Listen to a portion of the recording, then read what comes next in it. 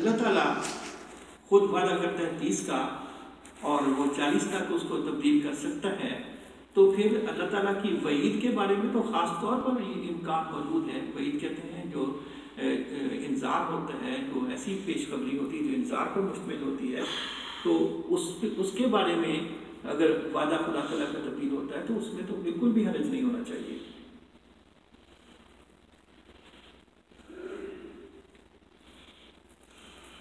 اور معلوم ہوتا ہے کہ جیسے کہ آگے آیات سے پتہ چلے گا کہ اللہ تعالیٰ نے حضرت موسیٰ کو کچھ نہ کچھ اندازہ کروا دیا تھا کہ کسی نہ کسی انداز میں قوم جو ہے وہ بگڑ سکتی ہے۔ تو اس وجہ سے خاص طور پر ان کے دل میں یہ بات پیدا ہوئی کہ مجھے جلدی اپنی قوم کی طرف لوٹنا چاہیے۔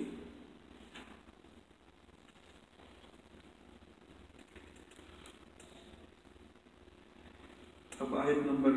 ہے وَقَالَ مُوسَىٰ لِأَخِيهِ، ٹھیک ہے، آیت نمبر 144 وَلَمَّا جَاءَ مُوسَىٰ لِمِيقَاتِنَا وَكَلَّمَهُ رَبُّهُ، اور جب موسیٰ علیہ السلام ہماری ملاقات کے لیے آئے، وَكَلَّمَهُ رَبُّهُ، اور اللہ تعالیٰ نے ان سے کلام کیا۔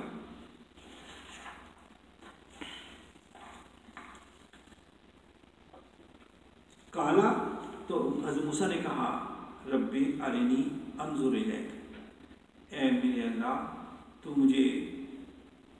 دکھلا دے کہ میں تیری طرف نظر بھر کر دیکھ لوں۔ رب ارنی، تو مجھے توفیق دے کہ میں تجھے دیکھ سکوں پوری طرح سے۔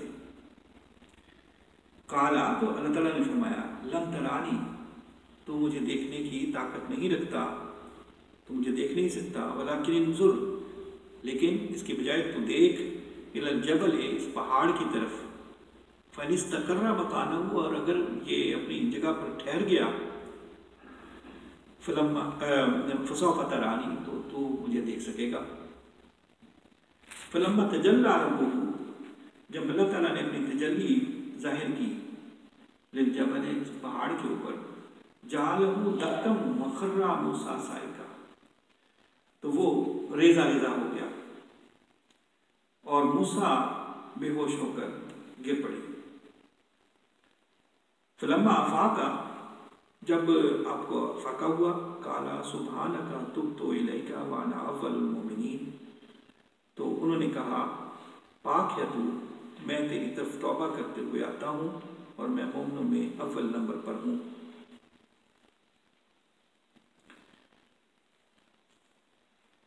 یہاں پر ایک بات ہمیں یاد رکھنی چاہیے کہ حضرت خلیفۃ مسیح اول رضی اللہ تعالیٰ عنہ فرماتے ہیں کہ حضرت مسیح علیہ السلام فرماتے ہیں کہ یہ مصائب کے پہاڑ تھے جن پر اللہ تعالیٰ کی تجلی ہوئی اور وہ پاش پاش ہو گئے۔ ایک بہت ہی خوبصورت معنی سے نکل رہے ہیں کہ وہ مصائب کے پہاڑ تھے جو موسیٰ علیہ السلام کو نظر آتے تھے، اور وہ مصائب کے پہاڑ اللہ تعالیٰ نے اپنی تجلی سے پاش پاش کر دیے۔ لیکن جہاں تک خدا تعالیٰ کے ساتھ اس تعلق کا ذکر ہے تو ہم دو آیات کو سامنے دیکھتے ہیں۔ ایک آیت میں موسیٰ علیہ السلام کا ذکر ہے اور ایک آیت میں حضرت صلی اللہ علیہ وسلم کا ذکر ہے۔ تو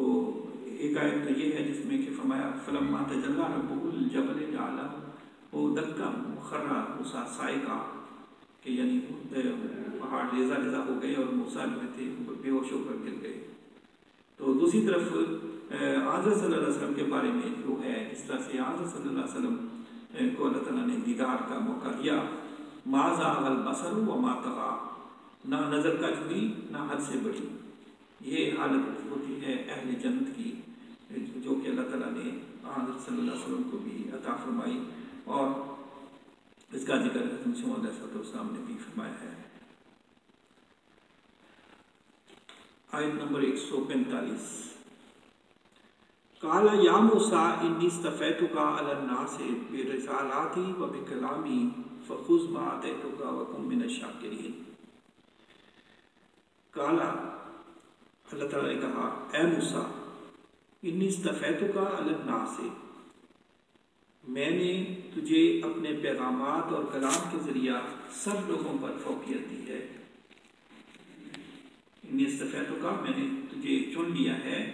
علی الناس سے لوگوں پر، بے رسالاتی، اپنے پیغامات کے لحاظ سے اور اپنے کلام کے لحاظ سے۔ اور اس سے حضرت خلیفۃ مسیح رابع میں آپ فرماتے ہیں کہ حضرت موسیٰ کو جو پیغام ملا تھا، اگر ان کی قوم پوری طرح سے اس پر عمل کرتی تو یقینی طور پر ان کو بنی انسان پر فضیلت مل سکتی تھی۔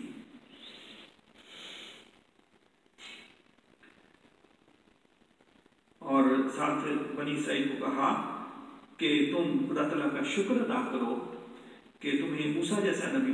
ملا ہے جس کے باعث تمہارے لیے ترقیات کے بے حد مواقع ہیں، وَقُم مِّنَ الشَّاکِرِین، یعنی تو شکر کرنے والوں میں سے ہو جائے۔ آیت نمبر 146، وَكَتَبْنَا لَهُ فِي الْأَلْوَاحِ مِن كُلِّ شَيْءٍ، اور ہم نے اس کے لیے تختیوں میں ہر چیز لکھ رکھی تھی، یعنی پوری جو جس چیز کی بھی ضرورت تھی حضرت موسیٰ کو اور اس کی موسیٰ کی قوم کو، وہ ہر چیز اس کے اندر موجود تھی۔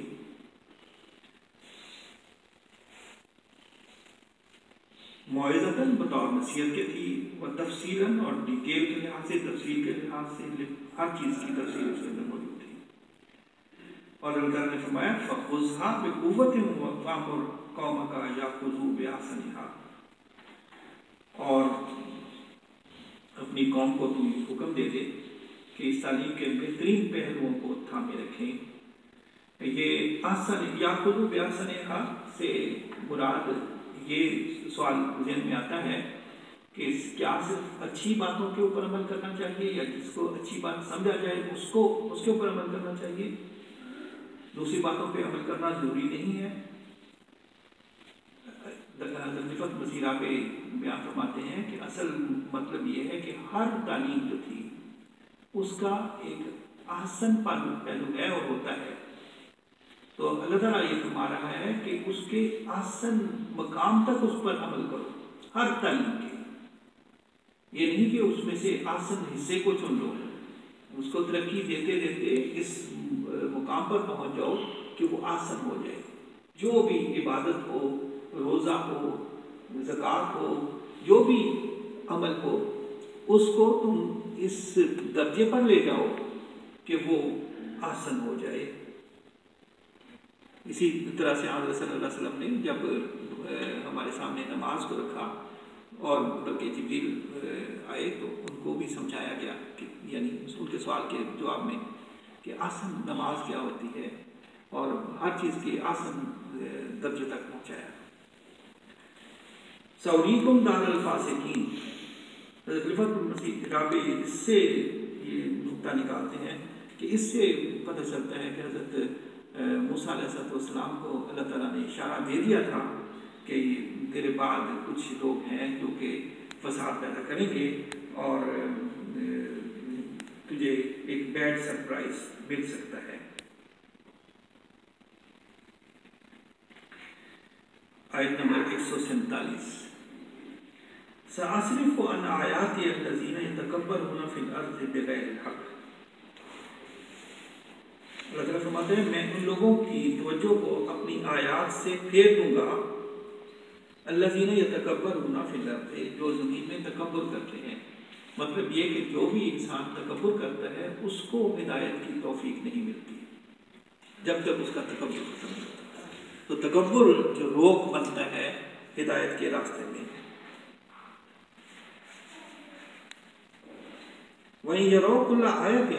اور اگر وہ ہر ایک نشان بھی دیکھ لیں تو اس پر ایمان نہیں لاتے، لا یؤمنوا بها، اس پر ایمان نہیں لاتے۔ وَإِن يَرَوْا سَبِيلَ الرُّشْدِ لَا يَتَّخِذُوهُ سَبِيلًا، اور اگر انہیں ہدایت کا راستہ دکھا بھی دیا جائے تو تکبر کی وجہ سے وہ اس ہدایت کے راستے کو نہیں لیتے۔ وَيَرَوْا سَبِيلَ الْغَيِّ يَتَّخِذُوهُ سَبِيلًا، اور اسی تکبر کی وجہ سے وہ جو گمراہی کا راستہ ہے اس کو اختیار کر لیتے ہیں۔ ذَلِكَ بِأَنَّهُمْ كَذَّبُوا بِآيَاتِنَا، یہ اس وجہ سے ہے کہ بِأَنَّهُمْ كَذَّبُوا بِآيَاتِنَا، کہ انہوں نے ہماری آیات کو جھٹلایا، وَكَانُوا عَنْهَا غَافِلِينَ، اور وہ ان سے بے پرواہ رہنے والے تھے۔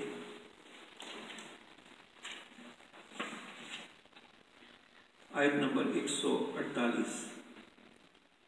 وَالَّذِينَ كَذَّبُوا بِآيَاتِنَا وَلِقَاءِ الْآخِرَةِ حَبِطَتْ أَعْمَالُهُمْ، اور وہ لوگ جنہوں نے ہماری آیات اور آخرت کی ملاقات کو جھٹلا دیا، حَبِطَتْ أَعْمَالُهُمْ، ان کے اعمال ضائع ہو گئے۔ حابطہ کا لفظ جو ہے وہ بہت دلچسپ ہے، یہ اس جانور کے لیے آتا ہے جو اس قدر کھا لے کہ اسی سے اس کی موت واقع ہو جائے زیادہ کھانے کی وجہ سے۔ تو یہ وہ لوگ ہیں جن کے اعمال ضائع ہوتے ہیں، جو خاص طور پر مادیت پرست ہوتے ہیں، دنیا کی طرف جانے والے ہوتے ہیں زیادہ، اور جب دنیا کی طرف جانے والے ہوتے ہیں تو وہ آخرت کی ملاقات سے ان کے ذہنوں میں وہ بات رہتی ہی نہیں کہ ہم نے آخرت میں اللہ تعالیٰ کا سامنا کرنا ہے۔ حل یجزون الا ما کانوا یعملون، انہیں کوئی جزا نہیں دی جائے گی مگر وہی جو وہ کیا کرتے تھے۔